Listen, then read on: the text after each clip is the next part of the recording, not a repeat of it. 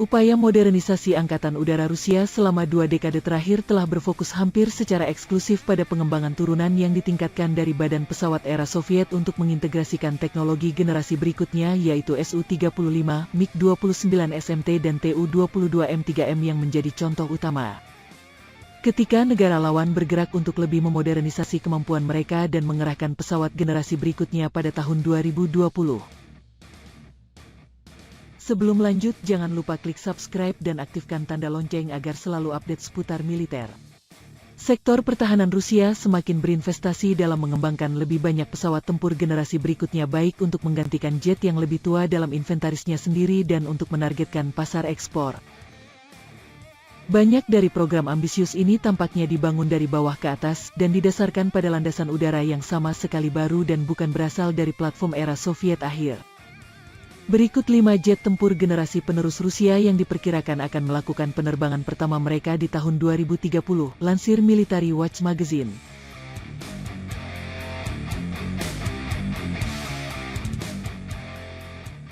Satu. Pak DA. Inilah jawaban Rusia terhadap B-21 Raider Amerika dan China H-20 dan penerus yang layak untuk Tu-160M yang baru-baru ini memasuki layanan produksi. Pembom strategis jajaran antar generasi-generasi berikutnya ini diharapkan telah melakukan penerbangan pertama paling lambat pada 2025. Pembom itu akan menggunakan berbagai macam amunisi standoff dan berspekulasi untuk menggunakan rudal balistik hipersonik seperti yang dilakukan Tu-22M dan MiG-31K. Masih belum pasti pada skala apa bomber akan dibangun, apakah akan mampu memenuhi peran taktis seperti perburuan kapal seperti Tu-22M saat ini, dan apakah ia akan menggunakan amunisi udara ke udara seperti yang akan dilakukan oleh B-21 Amerika. Dengan keunggulan puluhan tahun Tu-160 menghadapi tantangan yang akan datang dari platform Amerika dan China yang baru, pembom berat baru diperlukan untuk mengembalikan keunggulan kualitatif Rusia yang berbeda di lapangan.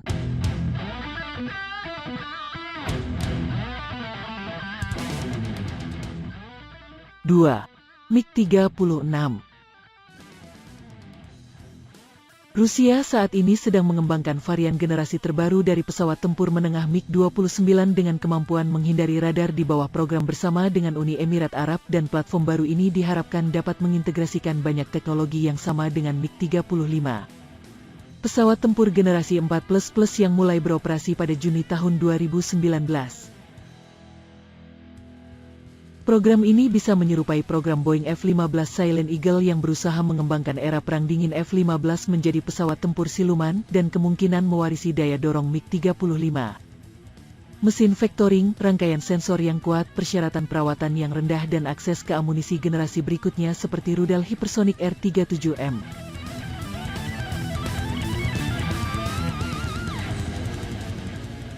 Tiga. MiG-41.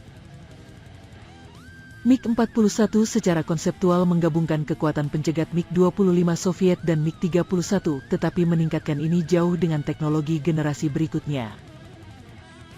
MiG-25 Foxbat dirancang untuk beroperasi pada kecepatan ekstrim melebihi Mach 3 dan pada ketinggian mendekati 30 km, menjadikannya kebal terhadap sebagian besar senjata anti pesawat dan memungkinkannya meluncurkan rudal udara ke udara dengan tambahan energi kinetik. Platform tersebut ideal untuk mencegat pembom musuh dan pesawat pengintai terbang tinggi seperti U-2 dan SR-71. MiG-41 tidak mampu mencapai kecepatan dan ketinggian Foxbat, tetapi menekankan pentingnya suite sensor yang sangat kuat dan amunisi standoff yang mampu melibatkan target pada jarak ekstrim dengan presisi rudal R-33 yang dirancang untuk mencegat tidak hanya musuh pesawat tetapi juga rudal jelajah terbang rendah. MiG-41 akan menjadi pesawat hipersonik yang dapat melebihi kecepatan Mach 5 dan akan menggunakan sensor berat dan sangat kuat serta amunisi kebuntuan hypersonik jarak jauh. Pesawat akan dapat beroperasi di ketinggian yang jauh melebihi MiG-25, terbang di dekat ruang angkasa dan mengancam satelit musuh dan pesawat ruang angkasa.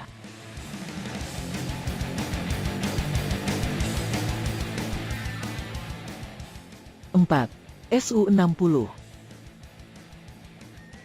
Pesawat tempur superioritas udara Rusia Su-57 generasi berikutnya memasuki produksi massal pada bulan Juli tahun 2019. Program Su-57 dipandang sebagai investasi jangka panjang. Badan pesawat dasarnya akan meningkat pesat di tahun-tahun mendatang karena teknologi generasi berikutnya akan terus meningkat dan terintegrasi. Beberapa dari mereka yang sudah dalam tahap pengembangan lanjut termasuk mesin Saturnus 30, senjata laser, kecerdasan buatan, rudal balistik hipersonik dan pakaian anti-gravitasi yang akan memungkinkan pilot untuk menanggung kekuatan yang lebih ekstrim dan melakukan manuver yang lebih sulit. Pesawat ini dimaksudkan sebagai pesawat tempur superioritas udara generasi ke-6 dengan kemampuan jauh di depan desain Su-57 saat ini. Perangkat tambahan yang direncanakan untuk desain Su-57 jauh lebih ambisius. Berdasarkan pada contoh yang dibuat oleh pejuang Rusia lainnya seperti Su-27, Su-57 kemungkinan akan diganti namanya karena turunan baru akan dikembangkan. Varian kursi kembar Su-57 juga merupakan kemungkinan yang berbeda, terutama jika kesepakatan untuk produksi lisensi yang saat ini sedang dinegosiasikan dengan India dapat diselesaikan karena preferensi negara Asia Selatan untuk konfigurasi seperti itu pada jet kelas beratnya.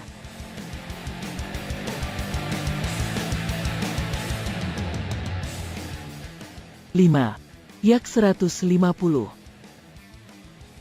Sumber-sumber militer Rusia dan media pemerintah telah mengkonfirmasi bahwa pekerjaan saat ini sedang dilakukan pada generasi berikutnya yang mampu melakukan pendaratan vertikal penerus platform Yak-141 yang telah mencapai tahap prototipe maju sebelum Soviet runtuh dan krisis ekonomi Rusia yang memaksa pembatalannya. Yak-141 adalah pesawat tempur lepas landas vertikal paling canggih yang pernah dikembangkan dan kemampuan seperti itu telah lama dihargai oleh Angkatan Bersenjata Rusia dan memiliki aplikasi di Angkatan Laut dan Angkatan Udara. Bersamaan dengan rencana untuk kapal induk kelas berat baru, Rusia berencana untuk membangun setidaknya 2 kapal serbu amfibi berat yang dapat berfungsi sebagai pembawa ringan yang memindahkan antara 20.000 dan 35.000 ton. 2 yang pertama akan diletakkan di galangan kapal Crimea pada tahun 2020. Kapal perang ini akan dapat berfungsi sebagai operator jet yang mampu mendarat vertikal khusus. Jet yang mampu mendarat secara vertikal dapat beroperasi tanpa landasan pacu sama sekali. Rusia mewarisi basis teknologi yang kuat dari Uni Soviet untuk membangun generasi baru yang mampu melakukan pendaratan vertikal, dan jet seperti itu sangat mungkin untuk memasukkan sejumlah fitur yang tidak terlihat pada Yak-141 termasuk penampang radar yang mengurangi profil. Sebuah radar AESA dan akses ke amunisi baru seperti rudal udara ke udara R-37M hypersonic.